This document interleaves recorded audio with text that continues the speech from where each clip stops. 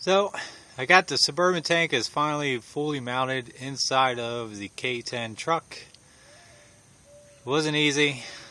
It was twice as hard to do than it was in the first place. I guess with all the rubber mat that I have on there, and the undercoat won't slide against rubber mat, and so it took a little while to get it in there, but it's in there. I ended up adding a spacer to this top bracket because of the rubber matting, and then running a level on the bottom of the tank so that the tank is completely level, because the sending unit is a Suburban sending unit, and probably, I think it was 2 inches, maybe 1.5 inches from the bottom of the tank. So I want it as level as possible so I can utilize as much fuel as possible. But it's in there. It's the Rust-Oleum bed liner. It's double coated on the bottom, one coat on the top.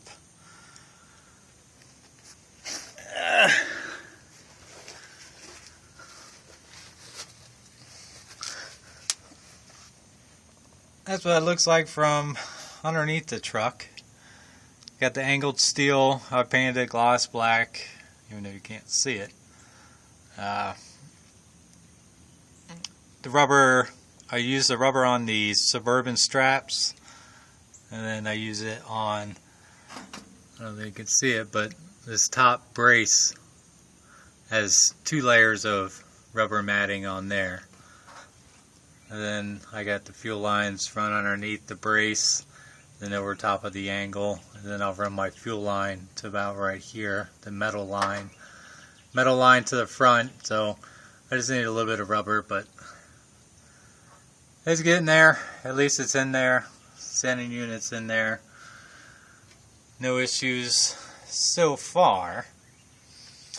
As far as the clearance, there's not a whole lot of clearance between the top of the diff and the bottom of the fuel tank.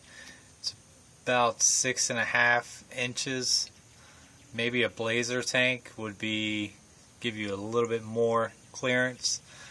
But my truck, 6-inch lift on it. I'm planning on doing the 12-inch springs, so I'll have twice as much clearance.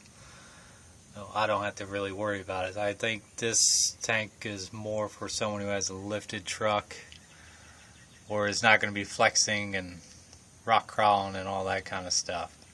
But for a big lifted truck, it works.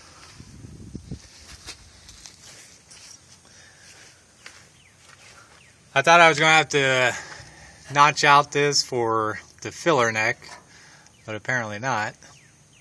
I mean, I did all my measurements and kind of guesswork with no bed on there, but now that it's finally assembled, all I need to get is just a regular 90 and then my tubing up to my filler neck location. And then this hoses the drain back, the overflow for the filler neck.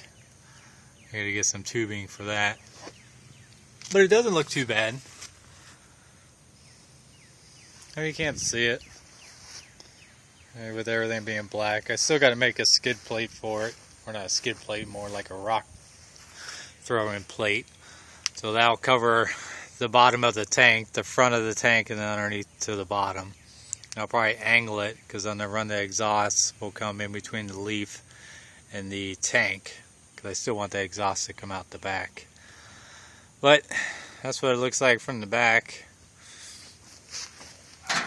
This piece that I welded in, I have the rubber mat starts at the top and then comes all the way down to underneath it, and it's double layered rubber mat.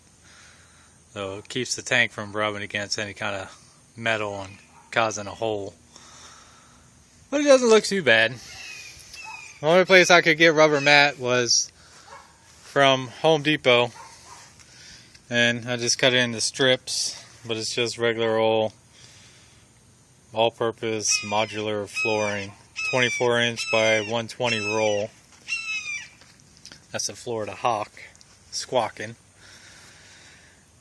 And then I'll just use the rest of the roll for the floor inside the cab for sound deadening, and that's it. At least I got the tank in there. That's what it looks like. That's it. That's a Chevy Suburban tank and a K10.